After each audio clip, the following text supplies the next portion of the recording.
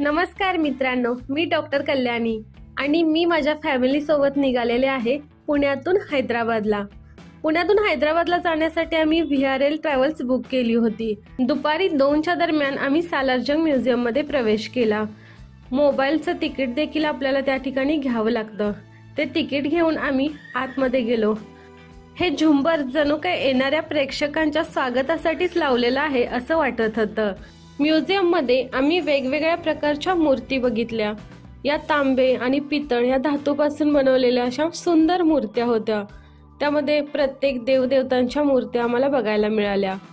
वेगवेगळ्या आकाराच्या अगदी कोरीव काम केलेल्या सुबक अशा मूर्ती इथं आम्ही बघितल्या।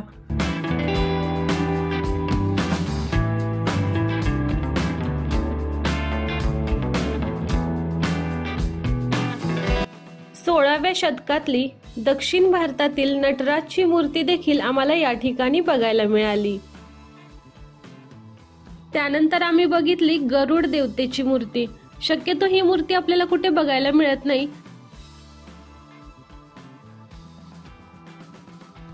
त्यानंतर आम्ही बघितल्या अत्यंत नाजूक आणि कोरीव नक्षीदार काम केलेल्या खुर्च्या, सोफा सेट।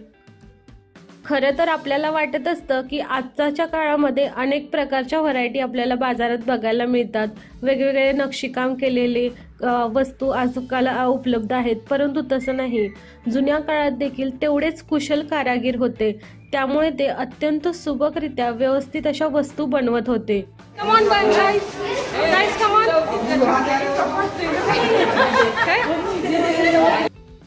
जुन्या काळात देखील खूप चांगले असे कलाकार होऊन गेले। याचं उदाहरण जर आपल्याला बघायचं असेल तर सालारजंग म्युझियमला आपण नक्की भेट दिली पाहिजे।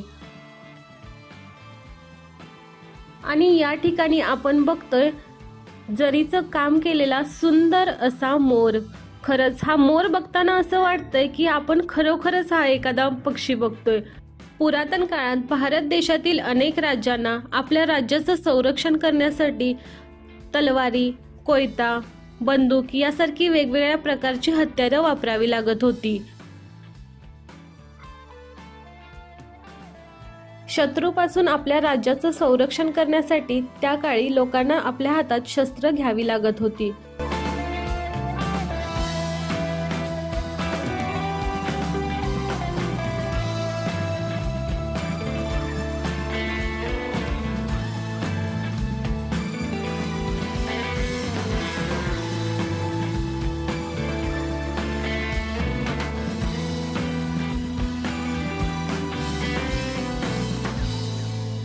ही आहे संगमरवरामध्ये बनवलेली सुंदर अशी मूर्ती।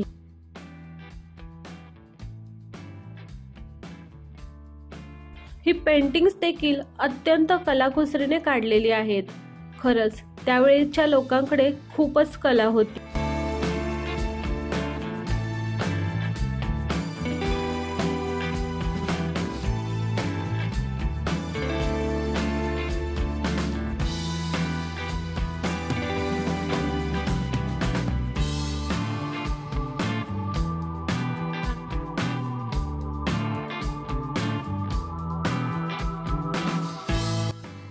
इयत्ता 4च्या पुस्तकात हे चित्र आपल्याला बघायला मिळालं होतं। 20व्या शतकातील तैमूर राजाचं हे चित्र आहे। आणि ही जी आपण बघतोय ती आहेत प्राण्यांचे दागिने। खरं तर आश्चर्याची गोष्ट आहे, त्या काळामध्ये प्राण्यांना देखील दागिने होते आणि तेही एवढे जड आणि एवढी सुंदर। खरं तर अशा प्रकारची म्युझियम बघितल्यानंतरच आपल्याला कळतं की जुन्या काळातील राजे महाराजे किती समृद्ध होते। आणि आता आपण निघालेलो आहोत सालारजंग म्युझियम मधल्या जंगलामध्ये। या जंगलामध्ये प्राणी, पक्षी, झाडं सगळं काही आहे, पण हे जंगल खरं नाही। हे जंगल कृत्रिमरित्या बनवलेलं आहे।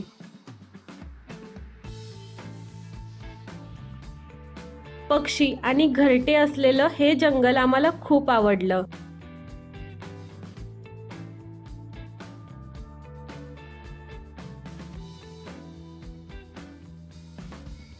अशा प्रकारे सालारजंग म्युझियम मधील बऱ्याच गोष्टी बघून आम्ही तिथून बाहेर पडलो।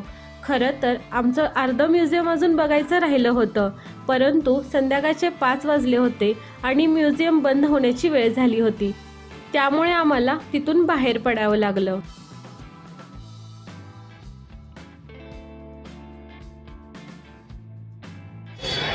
तर मित्रांनो, अशा प्रकारे आपलं सालारजंग म्युझियम बघून झालेलं आहे। खूप छान म्युझियम होतं, आम्ही खूप एन्जॉय केला। तुम्हाला कसं वाटलं हे कमेंटमध्ये नक्की सांगा। सालारजंग म्युझियम बघून झाल्यानंतर आम्ही पोहोचलो चारमिनार बघण्यासाठी। खरं तर ही वेळ चारमिनार बघण्यासाठी अत्यंत छान अशी होती, कारण आम्ही तिथे पोहोचलो त्यावेळी चारमिनारचे अजून लाइटिंग लागणं बाकी होतं। हळूहळू संध्याकाळ होताच तिथे लाइटिंग लागायला सुरुवात होणार होती। सालारजंग म्युझियम पासून चारमिनार हे अगदी जवळच आहे। 100 रुपयाची रिक्षा करून आम्ही चारमिनार मध्ये पोहोचलो।